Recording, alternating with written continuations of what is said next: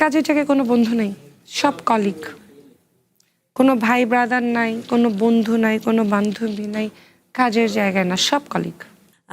যদি বলি যে এই যে বলছেন এক যুগের দীর্ঘ একটা ক্যারিয়ার, হ্যাঁ, লম্বা সময়, মানুষ তো সময়ের সাথে শেখে, আর কিছু জিনিসকে বলে শিক্ষা পাওয়া। আমি পাইছি কোনটা সবচেয়ে বড় শিক্ষা পাওয়া? যে কাজের জায়গায় কোনো বন্ধু নেই, সব কলিগ। কোনো ভাই ব্রাদার নাই, কোনো বন্ধু নাই, কোনো বান্ধবী নাই, কাজের জায়গায় না, সব কলিগ আমার কাছে। তাইলে আমি আনলাকি মেবি, বাট যাদের আছে তারা লাকি, আমি আনলাকি।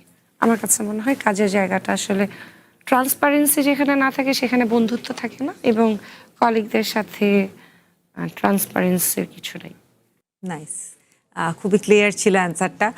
যেহেতু আস্তে আস্তে কাজ কমাচ্ছেন, কিন্তু কাজ কিন্তু করছেন, এবং খুব স্বাভাবিক যেটা বলছিলেন যে কাজ আসলে পুরো ছেড়ে দেওয়া তো আসলে সম্ভব না এই জায়গা থেকে, হুট করে সম্ভব না, এটাও একটা মানসিক প্রস্তুতির ব্যাপার।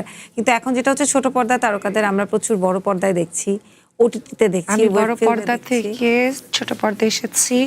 ওটিটি যখন স্টার্ট হয়েছে সর্বপ্রথম ওটিটি কাজ করেছি, তারপরেও আমি ছোট পর্দা করছি। আই লাভ ছোট পর্দা, আই লাভ বাংলা নাটক, আমার খুব পছন্দ।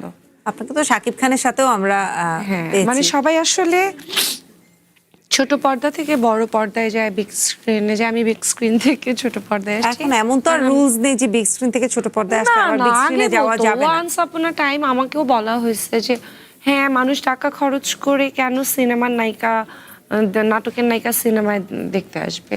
ভাই আসে, ইউ হ্যাভ নো আইডিয়া, আপনাদের নলেজে নাই, তাইলে আপনারা ভুল ভাবেন। যদি তাই হইতো, কপিল শর্মার সত্যি ইন্ডিয়ার সব আর্টিস্টরা যাইতো না। আমাদেরই ভাব বেশি, আমাদের একটু ভাব বেশি আমাদের, যে কেন এটা একটু ইনসাল্ট হয়ে গেল না? আড্ডা আমরা মারতেছি, নিচে দেখে আমাকে নাকি আপনি ইনসাল্ট করতেছেন, এরকম কমেন্টস। এটা একটা আড্ডা ছিল, আচ্ছা আড্ডা।